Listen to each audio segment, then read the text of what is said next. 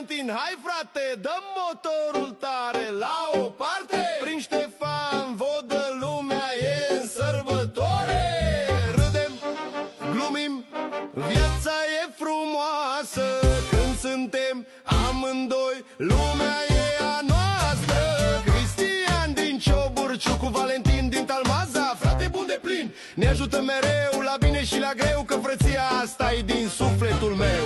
Hai Valentin, hai frate, dăm motorul tare. Prin Ștefan Vodă lumea e în sărbătoare. Râdem, glumim, viața e frumoasă. Când suntem amândoi, lumea e a noastră. Deseori plecăm la Calian, seara la Sus și la Irina, pasiune, voiaj și muzică. Prin oraș se aude ritmul și vibrația, că suntem mereu pe vijănie și senzație. Hai Valentin, hai frate, dăm motorul tare. Prin Ștefan Vodă lumea e în sărbătoare.